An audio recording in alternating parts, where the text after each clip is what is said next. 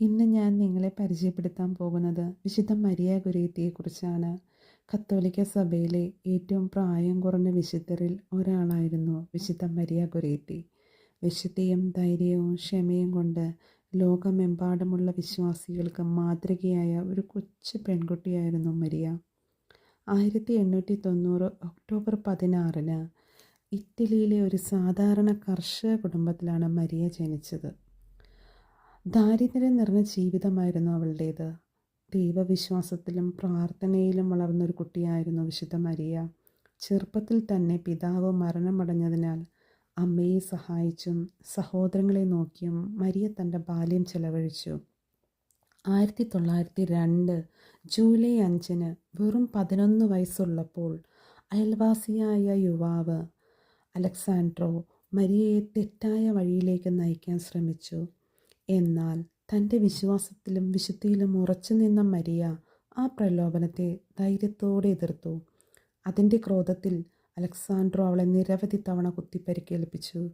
ആശുപത്രിയിൽ മരണത്തോട് മല്ലിടുമ്പോഴും മരിയ പറഞ്ഞ വാക്കുകൾ ലോകത്തെ അത്ഭുതപ്പെടുത്തി. അവൾ പറഞ്ഞു, "അലക്സാൻഡ്രോയെ, ഞാൻ പൂർണ്ണ ഹൃദയത്തോടെ ക്ഷമിക്കുന്നു.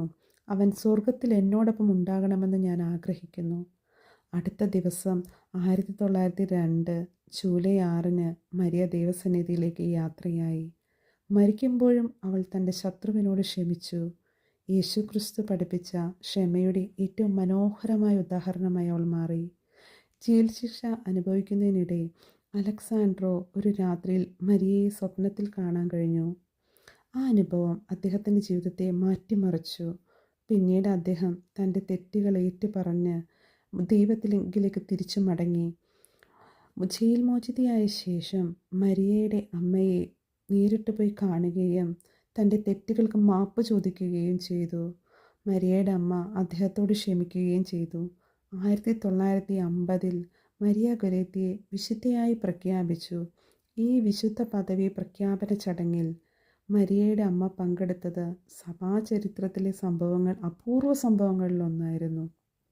ഇന്ന് വിശുദ്ധ മരിയ ഗുരേത്തി യുവജനങ്ങളുടെയും കുട്ടികളുടെയും വിശുദ്ധിയുടെയും ശുദ്ധജീവിതത്തിൻ്റെയും സംരക്ഷക വിശുദ്ധയായി ആദരിക്കപ്പെടുന്നു.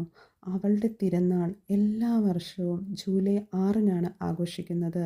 മരിയയുടെ ജീവിതം നമ്മെ 3 വലിയ പാഠങ്ങളാണ് പഠിപ്പിക്കുന്നത്. ദൈവത്തിൽ ഉറച്ച വിശ്വാസം, പ്രലോഭനങ്ങളെ ധൈര്യത്തോടെ നേരിടാനുള്ളൊരു കഴിവ്, നമ്മെ വേദനിപ്പിച്ചവരോടും നമുക്ക് ക്ഷമിക്കുവാനുള്ള ഏറ്റവും വലിയൊരു ഹൃദയം. ഈ കൊച്ചു വിശുദ്ധയുടെ ജീവിതം നമ്മുടെ ജീവിതത്തിലും നമ്മുടെ വിശുദ്ധിയിലും സ്നേഹത്തിൻ്റെയും ക്ഷമയുടെയും പ്രകാശം നമ്മളിൽ നിറയ്ക്കട്ടെ. നന്ദി. ദൈവം എല്ലാവരെയും സമൃദ്ധമായി അനുഗ്രഹിക്കട്ടെ.